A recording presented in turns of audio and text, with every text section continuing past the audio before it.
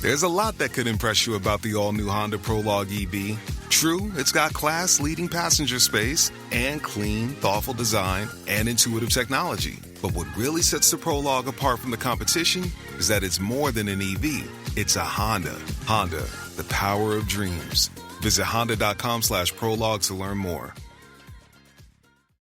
Salah. Escape Cancelo. Oh, it's brilliant from Mo Salah.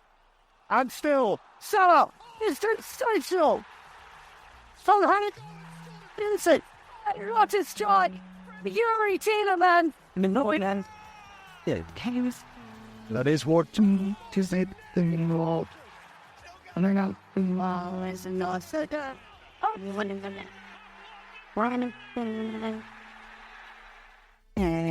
Ladies and gentlemen, boys and girls, children of all ages, EPL Index proudly brings to you the best prediction podcast in the world, A Tad Predictable. Your host, Tadiwa Chanakira. And we're back. Welcome to another episode of A Tad Predictable podcast, the post-season edition. Obviously, we are running through the list of the Premier League teams, going in depth in each of our episodes designated to a specific team. We're going in alphabetical order, and it's time for a team that I'm very excited about. You know, when you look at the landscape of the Premier League, most teams come into it with the hope of, let's just stay in the Premier League and then we'll take it from there. And obviously there are levels to this game, because there are some teams who they expect to stay in the Premier League. It's a no-brainer, you know, like a Man City. They're not worried about getting relegated. They're more worried about, you know, winning titles. Then you get the teams that are trying to challenge for the title. Then teams that are obviously looking to get into European positions, whether it's the Champions League or some of the lower European competitions.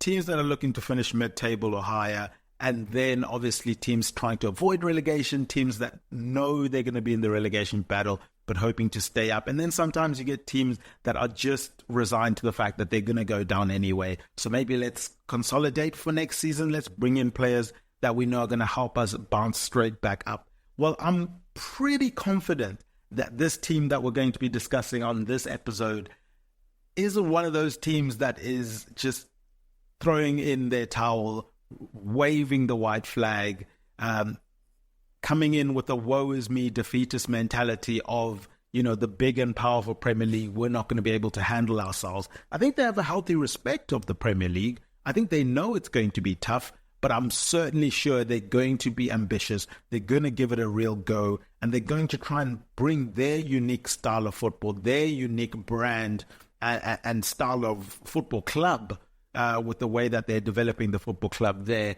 to the Premier League, and hope that those differences those unique qualities that they have is going to make the difference in them staying up. It's none other than Ipswich Town. I am so excited for this episode.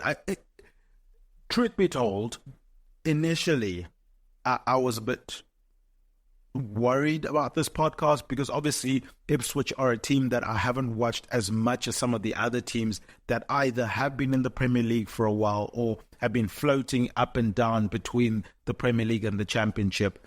We know Ipswich Town, they've had this meteoric rise, were in League One, get promoted to the Championship, get promoted again to the Premier League. Now, I've only been watching them really from the Championship stage, not really from the League One stage, but as we do on A Tad Predictable, and huge thank you to the team and the support staff, I went and did my research. I went and did my homework. I went and looked and, you know, to see what is it that made them so successful, what makes them tick. And it's been a fascinating read, a fascinating deep dive into a team that I think is doing things the right way, doing things the way I like football clubs to do it in this modern era of football, in my opinion. But yeah, we're going to dive into them. We're going to dive into, obviously, that meteoric rise, what they need to do in this transfer window, what their ambitions are going forward. They've got very, very ambitious owners. You guys are soon going to find out throughout the course of the season how ambitious their owners are. It's an exciting time for Ipswich fans, and obviously I will be wishing them, well wishes. Maybe a team that could be in contention for a Tad Predictable podcast for the season of 24-25. I'm going to plant that seed and leave it there. And we'll see how that vote goes within, in and around the team and the support staff. And we'll see which team ends up getting the nod. Obviously, Fulham, the previous podcast we just did. If you haven't heard that podcast, definitely go and listen to our Fulham podcast that we did yesterday. But yeah, in terms of, and they were the team of a Tad Predictable last season. So that was quite an up and down roller coaster ride, trying to ride and die for Fulham for one season. But yeah, let's head full steam into this Ipswich podcast and episode and look at what it is that makes Ipswich tick. Now, obviously, as I mentioned, just a brief history, and I'm not going to dive too deep into it because one, if you're an Ipswich fan and you're listening to this, you're well aware of it. And then two, if you're not an Ipswich fan, you just want the cliff notes, which is what these podcasts are. Just gives you a summary, gives you a little taster, just enough for you to get familiar with these teams in and around the Premier League. So they obviously, if we were to roll it back, way back, we know Ipswich are a team that has some pedigree in the Premier League. They've got an English division title, which not many teams do have, actually. So yeah, they're one of the teams that can boast and say that they do have one of those titles. So in terms of the demise of them, if I can put it that way, over the last couple of seasons has been a bit of a struggle for them to obviously get back to the Premier League. It's taken them a bit of a while, but I'm sure they are happy that they are finally back in and amongst the big boys of English football, and I'm sure they'll be hoping to shock a few people. I'm pretty confident they're going to shock a lot more people. Heading into the season, they're going to be one of those teams that people automatically assume are going to get relegated just because they don't know enough about them. And they're going to be surprised because I think this is a very, very ambitious team, a very ambitious club, very ambitious owners, very ambitious CEO who is doing some really interesting stuff, a very ambitious manager as well. It's just bleeding all the way through the team, just ambition, and I'm all for that. So yeah, the 1961-62 English First Division champions are coming back, and they're wanting to stay in the Premier League. The winners of the 1977-78 FA Cup are saying they're going to be here to stay. The winners of the UEFA Cup in 1980-1981 are not going to be denied. They're not going back to the championship. I'm pretty much there and ready to guarantee that they're not going to get relegated in this season. This is how excited I am about this Ipswich side, about the Ipswich as a football club and what they're doing. So let's dive into a little bit of that. Let me try and get you guys on board on why I'm so excited about this team and what they're doing. Now, obviously, as I mentioned, new owners came in about April 2021. At the time, quite interestingly, the former manager, Paul Cook, was appointed a month before, and there was the blessing of the new owners, that he can tame the helm before they officially became the owners. And obviously, then Game Changer went on to do amazing stuff with them. Unfortunately for Paul Cook, it didn't work out for him.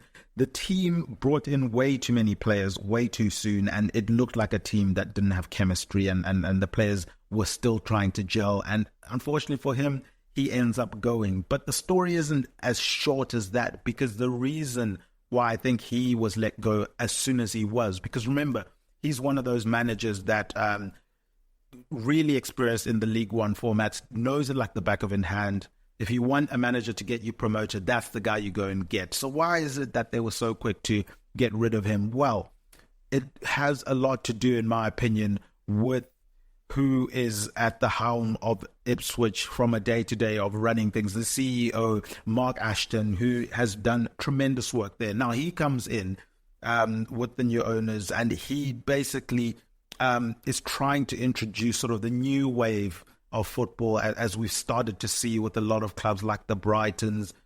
Liverpool have done it. Obviously, their owners were ties to the Boston Red Sox. Of course, they were going to do a more data-driven approach to running the football club. Brentford have done it, maybe not as much in recent seasons, obviously from a transfer perspective for Brentford, but they've done it in the past. So it's looking at those finer margins, looking at the data-driven approach, looking at the player analytics approach, and trying to find those small details, those small minor differences that when we add them up, it's going to make a huge difference, and that's what's going to make us successful. So Mark Ashton tries to bring this in. He tries to bring in a performance analytical team. He tries to bring in data into the way that the players train, the way that they perform. Sports science becomes a big factor in his opinion. So he's trying to bring all of this on board. Paul Cook is having none of it, and that's where the clashes started to come. Paul Cook was blaming a lot of the injuries, for example, on this new wave that Mark Ashton was trying to bring in, and obviously Paul Cook is more of the older guard and wanting to do things like how he's always done it type of thing. So anyway, he goes.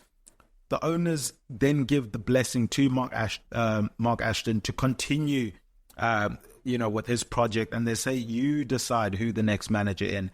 Now he's got when he was looking for a new manager, he's looking for someone that is going to embrace what he's trying to do, which is this new wave of football, this new age football of not being afraid of the analytics. In fact, embracing the analytics, putting them at the forefront of what you do. Throw the best birthday party ever that your child will always talk about. Big Air Trampoline Park inside Fieldhouse USA at the Polaris Mall can do just that. Award-winning birthday party packages start at just $300. And all birthday parties include pizza, drinks, a party room with a party host, grip socks, printed invitations, and all 40 attractions at Big Air Trampoline Park. It's a birthday party you and your kids will never forget. Book your party today. Big Air Columbus, where the fun never ends. Visit BigAirUSA.com/Columbus for details.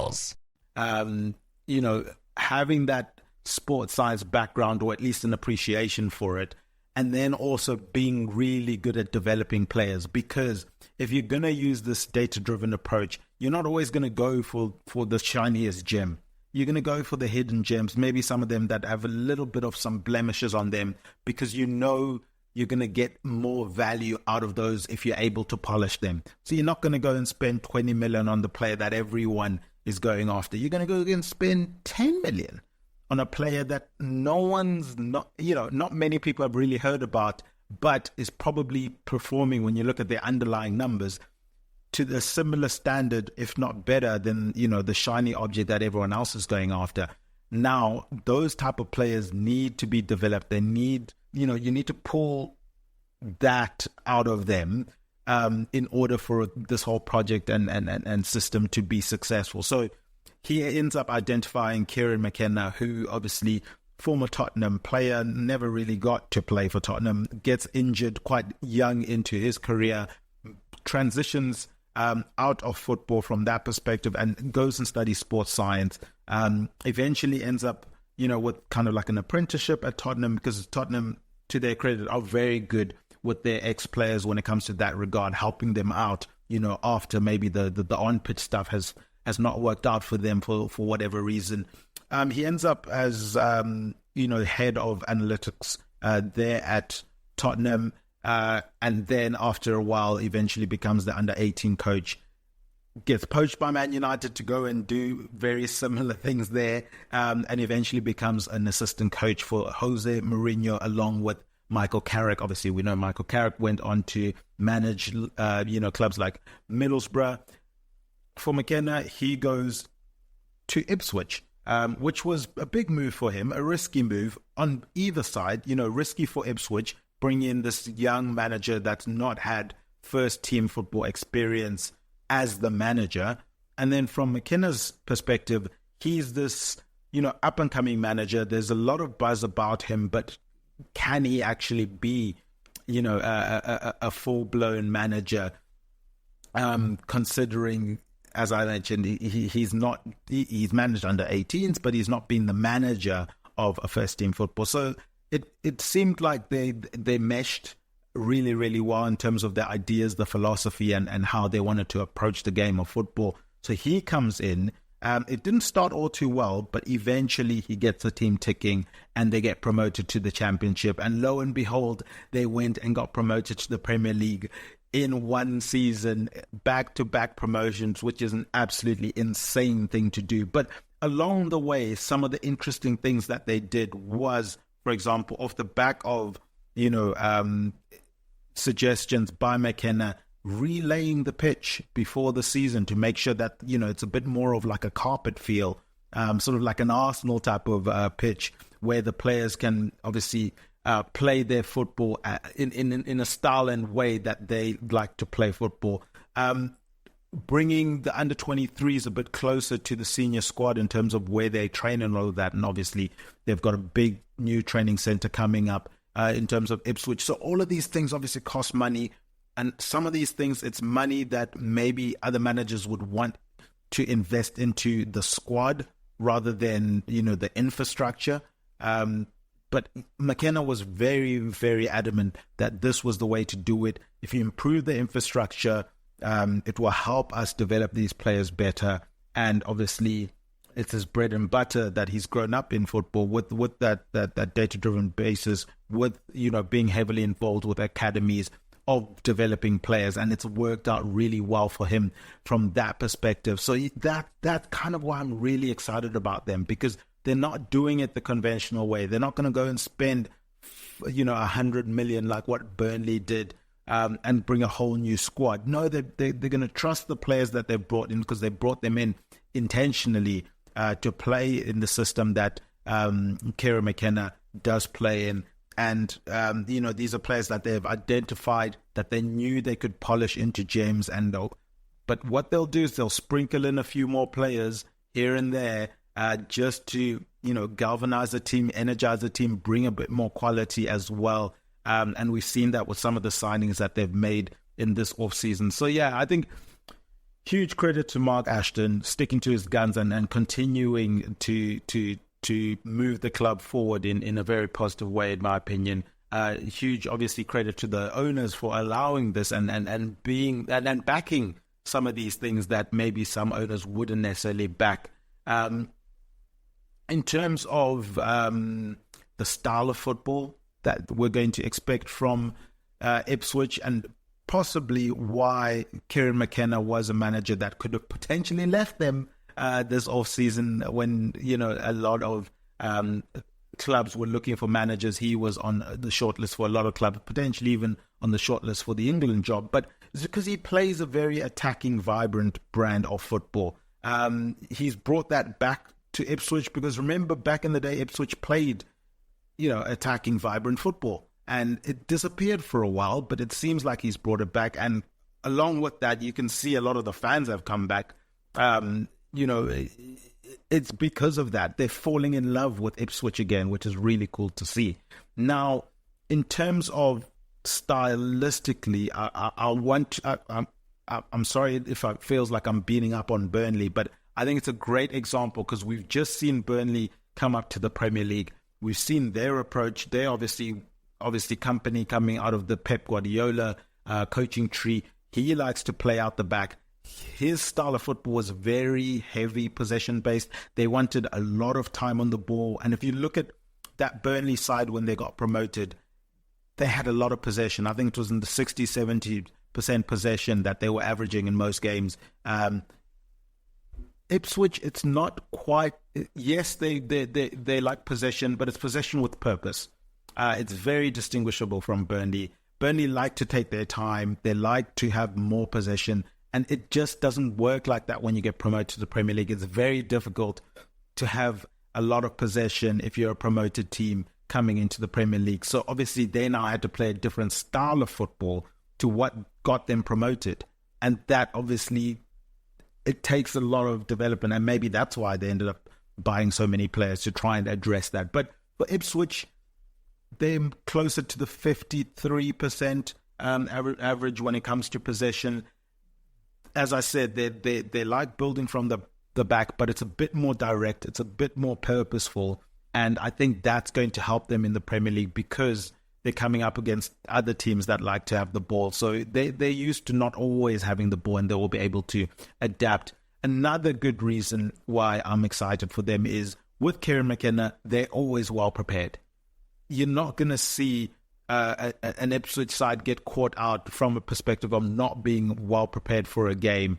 And we've seen in the Premier League in the last couple of seasons, just being really well prepared can get you really far in the Premier League. Obviously, that gap is starting to close because we can see some really top managers are starting to go to some of the teams that maybe you wouldn't have expected them to go to. So the talent level from a manager perspective, from a coach perspective, has really stepped up in the Premier League. And again, with the McKenna coming in, it's going to step up as well because there's a team that many would have probably pegged to be relegated. They're bringing a manager who's probably coveted by a lot of the top teams in and around, not just the Premier League, but in and around Europe itself. So going to be interesting to see. I'm pretty sure they're going to be able to maintain their style of football in the Premier League, and it's going to transition quite well.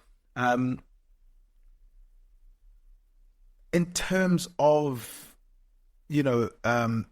what they've done so far this window, I think it's very important that they haven't lost any of their key players. If I'm looking at their squad, I personally don't think they've lost anyone that they, are really, really sad about losing. Obviously, some of the big key players that they had last season, like Leif Davis, he's stayed. It doesn't seem like he's going to be leaving.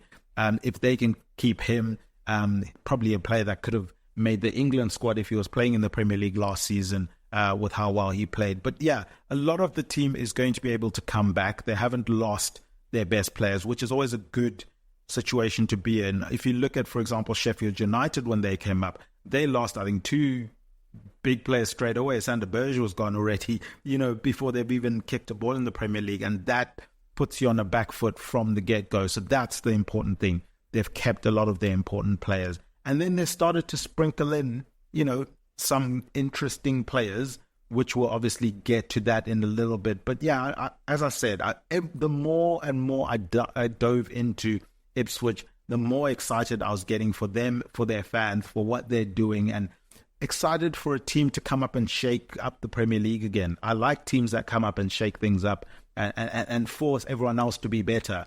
And if they're not, they will be the ones that will get relegated. So interesting to see how they're able to handle all of this. Now, in terms of the sum of the parts, there's not many players in this Ipswich side that you could point out to and say that person's a superstar or that person is, the key to everything that they're doing. Everyone has a role. Everyone knows what their role is, and everyone appreciates that each and every person's role is important. And it kind of works like that, like a really well-oiled machine. As I keep saying, the sum of the parts, the sum of the parts, the sum of the parts, because they know that together they're going to achieve a lot more rather than, having individuals that just are clear standout players. I saw a lot of articles last season of players who probably shouldn't be in the championship. You had like the Dewsbury Halls, for example, that people were bringing up, the Walker Peters, etc. Not many Ipswich players were on those lists, but they performed so well. They ended up finishing second in the league, and it's testament to Kieran McKenna, it's testament to Mark Ashton. It's testament to, obviously, the players and the development and everything that's going right for that football club. But yeah, in terms of, last season, as I mentioned, they got the back-to-back promotion. So they obviously finished second in the championship on 92 points, which was 1 point behind Leicester City. And when you consider some of the big names that were in the championship last season, obviously Southampton end up getting in through the playoffs, but a Leeds that ends up falling short. that would have been disappointing with the financial muscle that they had. Ipswich have financial muscle. If you look at their owners, and if you look at the investment group that is behind the owners, it's a US investment group. They've got a lot of money. They've got a lot of assets. If I'm not mistaken, around 13 billion worth of assets that they are managing at this present point in time. So they've got the money, but they're going to be smart about it. They're not just going to blow money for the sake of blowing money. They're going to be smart. And as I mentioned near the beginning, it's not just about spending money on transfers. It's making sure that money is being spread around to each and every department, whether it's the training ground or the pitch or the support staff, or in fact, the players on the pitch. Everything is working in harmony. And we saw that with the manager. He was one of those managers that people were thinking is going to be leaving their club, and they went and made him one of the highest paid managers in the Premier League because they knew what he was trying to build there. They knew that, this was a project that they could really, really be ambitious with and try and do something really fun and do something very daring with. And if you're going to do that, you want the guy that's been at the helm for the last couple of seasons, that was in charge for the back-to-back promotions, that seems to be a developer of players, that seems to be a football whisperer, the football player whisperer. And I think it's worth it. Making him one of the highest paid managers, you might as well, rather than spend that money on, I don't know, a big name striker that you think is going to get you 20 goals in the league, rather spend that on the manager. And we've seen with Ipswich, they're willing to back him, so there probably will be money left over for him to go and get a striker if he needs be, and that's probably one of the positions that they'll be looking to address, and we'll discuss that in a little bit. But yeah, so big news for them keeping the manager. I thought that, to me, that was their signing of the season, being able to keep McKenna. Kerry McKenna is obviously, as I mentioned, one of the hotly sought after managers, and it's just smart business. Again, Mark Ashton doing really, really smart stuff there. But let's leave it at that for a little bit. Obviously, this podcast is presented by EPL Index in association with Liberty Shield. Liberty Shield is a VPN provider. You can check out their services at libertyshield.com. If you use the coupon code EPL25, you'll get 25% either off the router or the software VPN. That software VPN downloads straight onto your devices. Guys, it's really easy to install. It has a whole host of features. It can be used on multiple devices, whether you're traveling and you don't want to get locked out of your bank account, or you just want to stay safe, online. You want to keep your online, you want to keep your data safe. You want to protect your data. You want to stay safe when you're using public Wi-Fi. You want to unlock geo-locked content. Liberty Shield is definitely the product that you should be going for, and we thank them for sponsoring this show. But let's go to a quick break, and then we'll sort of dive into what they've done so far this summer, what's still left for them to do. And I guess I've kind of I've not buried the lead there with the end, my prediction saying that they're not going to get relegated. They are staying in the Premier League. That's how excited I am about Ipswich. They are not getting relegated. They're doing things the right way, and I think they're going to be rewarded for that. But I'll leave you with that bombshell. Let's go to these short messages, and we'll be right back. All right, after that hot take, we are back. Yes, as I mentioned before the break, I'm pretty confident that Ipswich are going to shock people. As I said, many people probably are assuming they're one of the first teams to get relegated. I think the sum of the parts approach, I think the data analytics approach, I think the performance analytics approach, I think the style of football, this direct style of football, possession-based, but direct style of football is going to bode really well in the Premier League, and everything seems to be working in harmony at that football club. And I just think I can find 3 clubs that aren't as harmonious, aren't all pulling in the same direction as Ipswich, and I think that's probably the reason why they're able to stay, or one of the reasons they're able to stay up and continue to see if they can be something big in the Premier League again. How fun would that be? But yeah, let's take a look at what they've done. the important thing is, as I said, they've not lost any players that they're really going to be worried about losing so far this season, which is very, very good for them. The worry, I guess, for them in terms of players that they may have been losing would have been Omari Hutchinson. He was on loan from Chelsea last season. He played all but 2 games for them last season, and slow start, but again, Kieran McKenna put his magic touch on him, and he developed really, really well, not only from a productive standpoint, being an attacking player, but also from a defensive perspective in terms of his pressing. And Kieran McKenna was very fond of the player that Omari became from a defensive perspective, not just from an offensive perspective, which was really cool to see. A player coming from the Premier League willing to do the hard graft, doing the pressing, and getting complimented for doing, stuff like the pressing when you're an attacking player coming from a big club like Chelsea. That's really bodes well. So the worry was he was going to go back to Chelsea and they weren't going to be able to have him. But they've been able to bring him in. They've brought him back on a permanent basis. I think that's a big, big move for them, and I'm sure they're super excited to have him on board. They brought in, obviously, one of the best players in the Championship, in my opinion, in Hull's, Jacob Greaves, a player that has been showing potential throughout the seasons, and I think is continuing to show that he's got potential to be a really, really good player in the Premier League. I think he'll be able to hold his own at centre-back in the Premier League, and again, a smart signing from them. Similar to the mould of Crystal Palace and bringing in the best Championship players. We've seen it with Palace with the likes of Eze. We've seen it with the likes of Alisi for them. We've seen it recently with Wharton for them. It's smart business. Bring in the best players in the Championship, especially when you got a manager like McKenna that's going to be able to develop Greaves. I think that's a smart signing for them.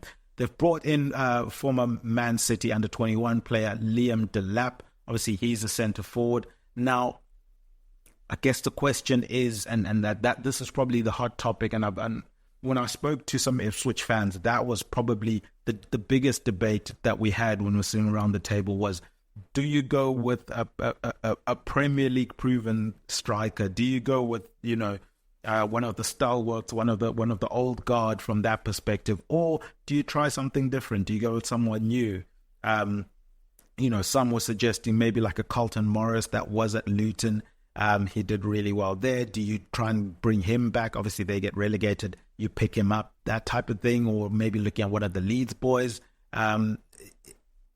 Is that something that they would have done? No, Liam Delap, I think it's really, really promising player, and bringing him in is exciting. And they're not stopping there, because it appears as though they're on the brink of bringing in another forward, and if they can bring in Sami Šmodić from Blackburn. He was obviously the top goal scorer in the Championship last season, and this is for a Blackburn side that finished 19th. So I mean, he virtually saved them from relegation.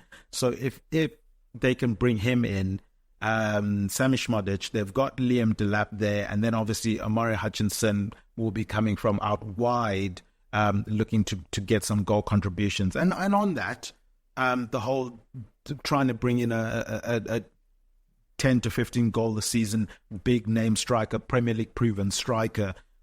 Ipswich, if you look at a lot of their goals, they come from everywhere. There's not one focal point. There's not one, striker that scores all their goals. The whole team is contributing. So again, smart to not then go and get this big Premier League player that's probably coming in on a lot higher wages than the rest of the team and could cause division. No, we bring in the player that was the top goal scorer in the Championship. Well, fingers crossed for Ipswich, in Sami Šmodić. We bring in a Liam Delap who's showing promise. We know that McKenna will be able to develop those two players, and I guess they'll see how that goes. Obviously, as I mentioned, bringing back Omari Hutchinson is really key. Bringing some defensive stability in Jacob Greaves, another player that was really good in the Championship. It's probably the one handbrake for Ipswich is defensively. There are some questions, and with the step up to the Premier League, their teams aren't going to miss as many chances. If you give them chances, they're going to bury them and they're going to punish you. So you really have to be on it. They really have to be focused on improving defensively. I mean, towards the end of the season, I thought, they kind of fixed and addressed a lot of the issues that they had. But yeah, the 57 goals was a lot, in my opinion. They scored 92, so it definitely wasn't a problem for them, but they do need to tighten the screws a little bit from a defensive standpoint, in my humble opinion. So the last one in terms of ones that I really want to discuss is they then also bring in Ben Johnson on a free from West Ham. He's got a bit of experience from a Premier League perspective. And oh my goodness, I nearly forgot Muric. I nearly forgot the goalkeeper that's coming from Burnley. Muric struggled a little bit for Burnley. I think that's fair to say. I think that's a very fair statement. He struggled at Burnley. He made a couple of mistakes, but I think they probably should have stuck with him. And if you listen to some Burnley fans, they wanted Company to stick with him and sort of ride out the season. And they think that he was the better keeper in their squad and probably would have helped them challenge a bit more in terms of trying to stay up in the Premier League. So I think a smart signing, good with his feet. I think he's good shot, good goalkeeper, not great, good, but with room to develop, which is the key for McKenna. We want good players with room to develop, great players with room to develop, elite players with room to develop. But the important thing is they've got room to develop, they've got an appetite to develop, and they've got the right man in McKenna and his team in order to achieve that. So Ben Johnson comes in obviously for depth at the fullback position. You've got Muric coming in as the goalkeeper. I'm assuming he's going to be starting. Liam Delap comes in as reinforcement from a forward perspective. They're on the verge of a signing, as it appears, Sami Šmodić from Blackburn, so that would add even more depth there. Jacob Greaves adds some stability and solidity and quality from a defensive standpoint as a centre-back coming in. Omari Hutchinson is that icing, bringing him back on after his loan spell, being able to get him permanently into the team is huge for them. So then what's kind of left to do? I would have said the striker would have been a position that I would have wanted a bit more depth, but obviously with them on the verge of bringing in Sami Šmodić, then I think that addresses that perfectly fine. I'm happy with that signing.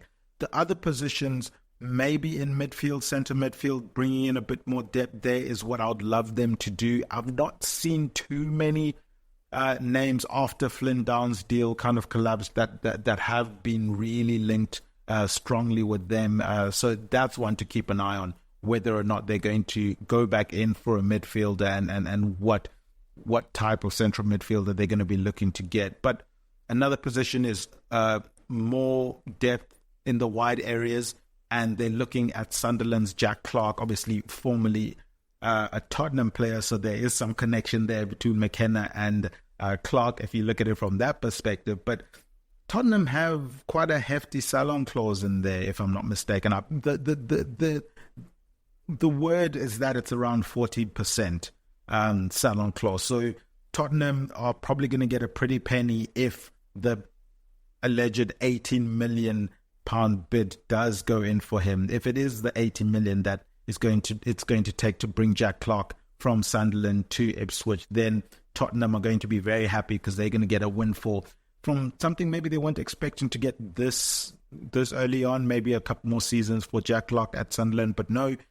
it looks like Ipswich are trying to get him. Now, is this because, I mean, I think it was evident that they were trying to bring in another winger, because obviously we know the Philogen thing didn't quite work out for them. He ends up going back to Aston Villa, and I think that's probably out of an Ipswich hand, because Aston Villa, I think, probably had some clauses or some sort of clauses there that meant they could bring him back from Hull a lot cheaper. But again, you can see they were looking to bring in exciting players. Philogen really hit the ground running in the Championship with Hull, and bringing him and Greaves as a pair was what they were hoping to do. But nonetheless, it's okay. They've turned to Jack Clarke by all accounts, and he's probably going to be the one that adds the depth out wide for them. If I don't know if it's going to go beyond that. If a Jack Clark doesn't work out, do they go for someone like do they go to the Dutch league or something? They're exciting young players in the Dutch league that play out wide that they could probably go and get. Off the top of my head, I'm looking at Isaac Alkmaar. Bring in a Miran van Brederol. He's exciting, maybe not as prolific as you'd want coming out of the Eredivisie, considering that obviously there's a bit of a drop when you look at the Eredivisie in terms of performance levels once they come to the Premier League. But Brederode is, in my opinion, a decent player that they could probably look at as well. But yeah, I'm comfortable with the position that Ipswich are in right now. As I mentioned, ideally probably another centre midfielder for me personally. I don't know if they are going to go back in for one. Then it looks like they've addressed the forward. If Schmodic comes in, it looks like they've addressed the other winger if Clark comes in. And then they're off to the races, ready to shock the rest of the Premier League and stay in the Premier League next season. Guys, I think it's safe to say who my vote is going to be for the team of a tad predictable 24-25. And hey, I'm the host. Come on. My vote I should get a weighted vote, in my opinion. I can see people in the team shaking their head there. So let's swiftly move along. But yeah, I'm hoping Ipswich get it. I'll try and politic some of the other people in the support staff to see if we can get them as the team of a tad predictable for next season. I know I hinted at maybe Bournemouth being the team that I was going to root for in terms of nominations for which team I wanted us to go with. But it seems like Ipswich have swayed me, guys. I hope I've swayed you on Ipswich on this episode. I hope that their approach to football, their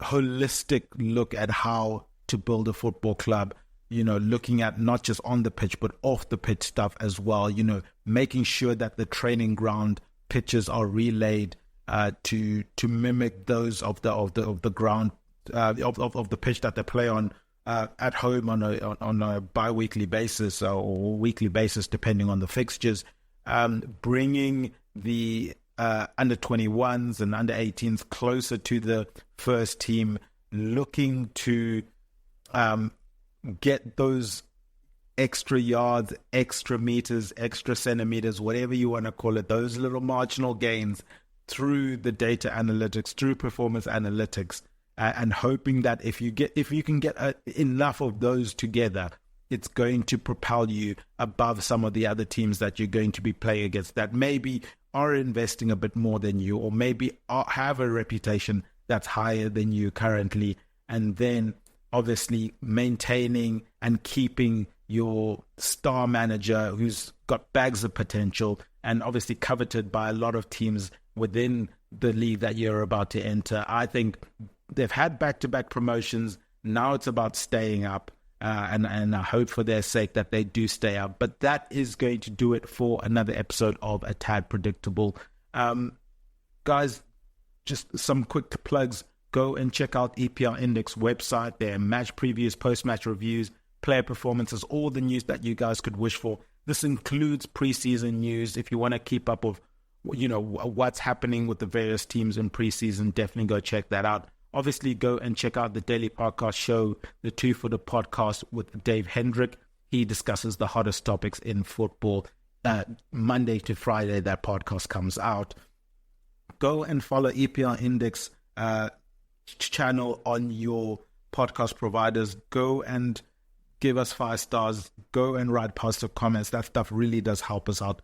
Go and follow at A Tad Predictable on the app formerly known as Twitter. Go and follow at EPL Index on that same app. I've been Tadiwa Chanakira. You can find me on my Twitter handle at Tad Predicts. A huge thank you to Obi Semenya. He's at John Empire SA, and Jody, she's at Spursy141 for our guest intros. Our producer behind the glass, Mr. Guy Drinkle, he's at Guy Drinkle on Twitter. From myself and the crew, remember, Chizinga Perry, Chanakira. Sensational! So Vincent, you're not just John. You're already Tina, man. The boy now. It's what to have thing. Now so good.